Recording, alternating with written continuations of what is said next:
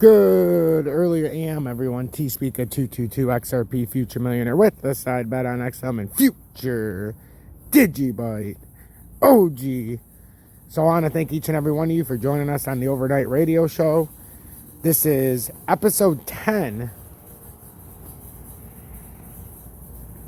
of Basel, but this is episode 10 of the overnight radio show.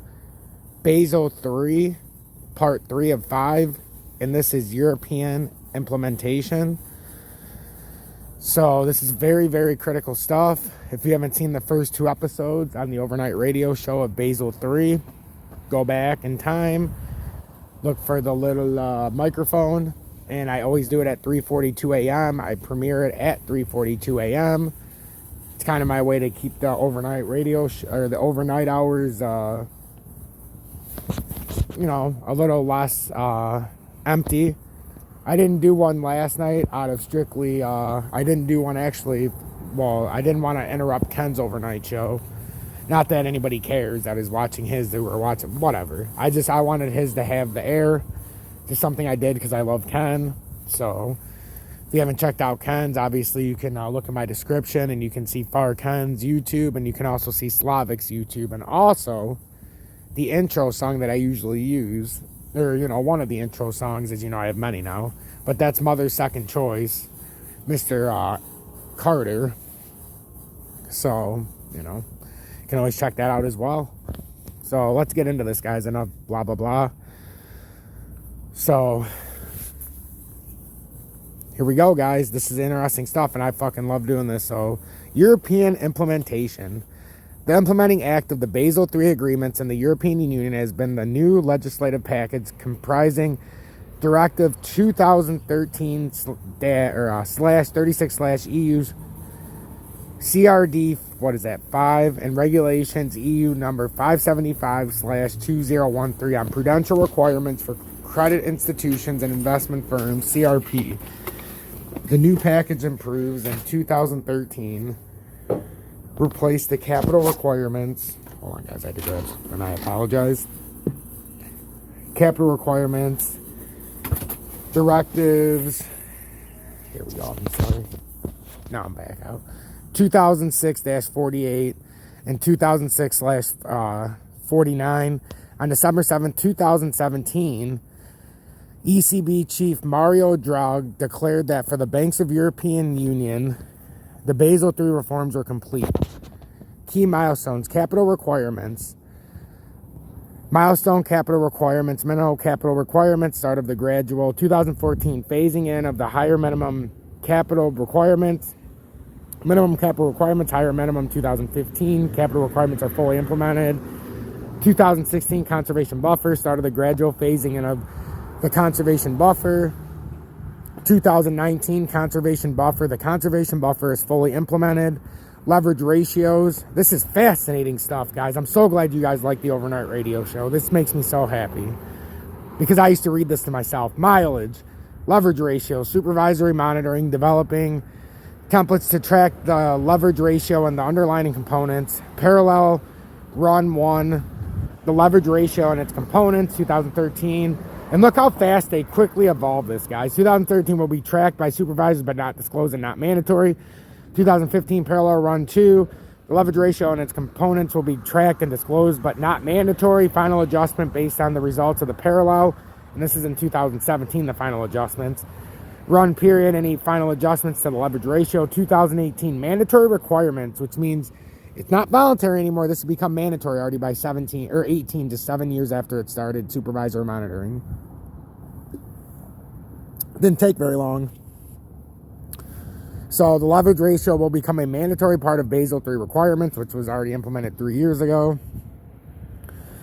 Milestone liquidity requirements, observation period. So this is 2011. Observation period, developing templates and supervisory monitoring of the liquidity ratios, introduction of the LCR, initial ratio, or introduction of the liquidity coverage ratio, which is the LCR, with a 60% requirement. 2015, so this was in 2015, this will increase by 10% percentage points each year until 2019 in the EU. 100% will be reached in 2018. Introduction, so this is also 2018. introduction of the net stable funding ratio, NSFR. And then in 2019, we have the liquidity coverage ratio comes into full effect, 100% is expected. So now analysis of Basel III impact. We're going to go through this too. In the United States, higher capital requirements resulted in contractions in trading operations and the number of personnel employed on trading floors. Macroeconomic impact. An OECD study released on February 17, 2011 estimated that the medium-term impact of Basel III implementation on GDP growth would be in the range of minus 0.05 to negative 0.15% per year. Economic output would be mainly affected by an increase in bank lending spreads as banks pass a rise in bank funding costs due to higher capital requirements to their customers. To meet the capital requirements originally effective in 2015, banks were estimated to increase their lending spreads on average by about 15 basis points. Peter Schiff talks all about the rise in basis points. Capital requirements effective as of 2019, 7% for the common equity ratio, 8.5% for the Tier 1 capital ratio, could increase bank lending spreads by about 50 basis points. The estimated effects on GDP growth assume no active response from monetary policy. To the extent that monetary policy would no longer be constrained. Again, guys, if you want to know about monetary policy, for one, you can go watch Vincenzo's Gold Crypto Investing. He does Monetary Policy Friday. But go watch Peter Schiff. He's the best in the business. Hashtag Peter Schiff. By the zero lower bound, the Basel III impact on economic output could be offset by a reduction or delayed increase in monetary policy rates by about 30 to 80 basis points. Basel III was also criticized as negatively affecting the stability of the financial system by increasing incentives of banks to game the regulatory framework. Well, of course. So now we get into the criticism. We can go through criticism real quick. We'll go through criticism and then we'll end it tonight. And then we'll go into the fourth part of Basel III. And then we might even go farther than 5. There could be more than 5 episodes. I'm just being honest. Because there's a lot of stuff with Basel III. Because we haven't even talked about the Basel IV implementation yet. Because we're not there in the world yet. So criticism. Think tanks such as the World Pensions Council have argued that Basel III merely builds on and further expands the existing Basel II regulatory base without fundamentally questioning its core tenets, notably the ever-growing reliance on standardized assessment of credit risk marketed by 2 private sectors agency, Moody's and S&P, thus using public policy to strengthen anti-competitive duopolistic practices. The conflicted and unreliable credit rating of these agencies is generally seen as a major contributor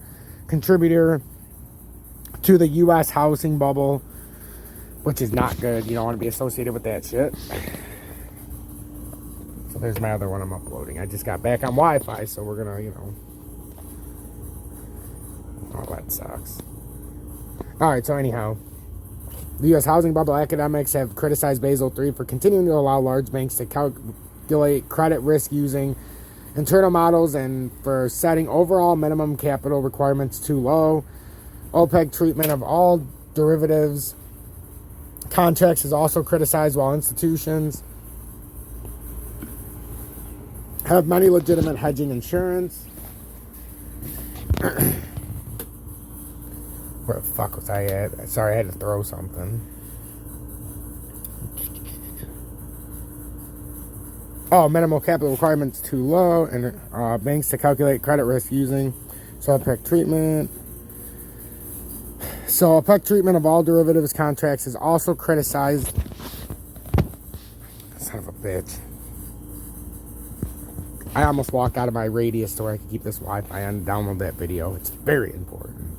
So while institutions have many legitimate hedging insurance, risk reduction reasons to deal in derivatives, the Basel III Accords treat insurance buyers and sellers equally, even though sellers take on more concentrated risk, literally purchasing them, which they are then expected to offset correctly without regulation.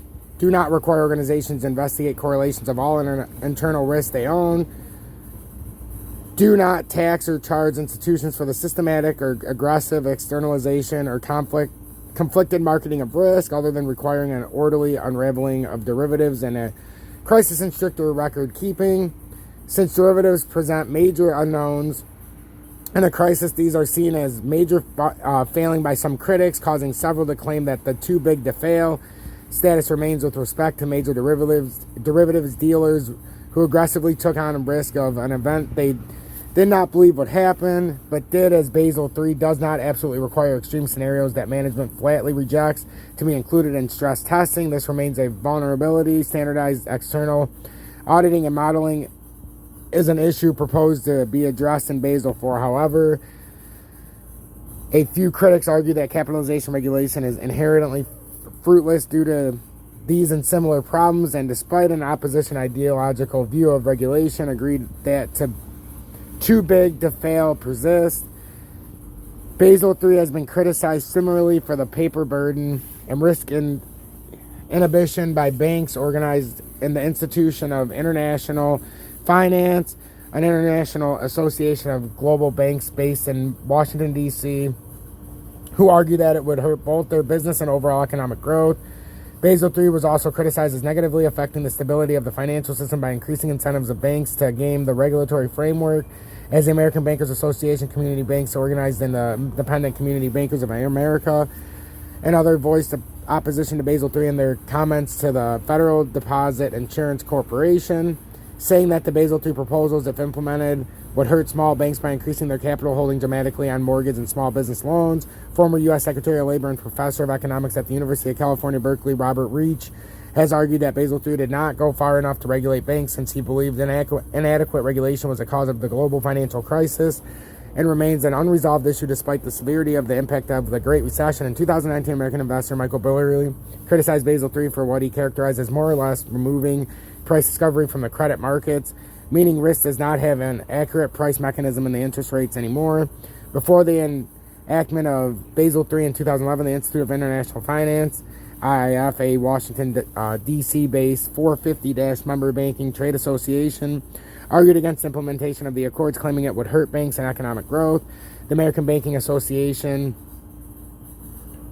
community banks organized in the Independent Community Bankers of America, and some of the most liberal Democrats in the U.S. Congress, including the entire Maryland congressional delegation with Democratic Senates, Cardin and Mikulski, and Representative, I'm assuming, Van Hollen and Cummings voiced opposition to Basel III in their comments submitted to FDIC, saying that the Basel III proposals, if implemented, would hurt small banks by increasing their capital holdings dramatically on mortgage and small business loans.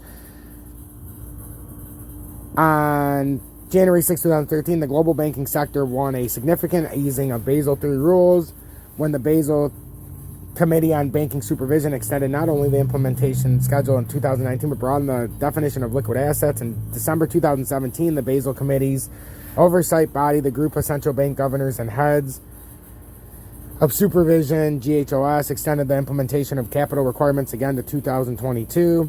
In March 2020, implementation of the Basel III standards was extended yet again with revised standardized approaches for credit risk, operational risk framework, and market risk framework, as well as the revised Pillar 3 disclosure framework, all extended to January 1st, 2023, with implementation of the accompanying transitional arrangements for the output floor extended further still to January 1st, 2028. So we got a long ways to go, guys, but as this further implementation happens, things are going to change. So that's going to end Basel 3, episode 3.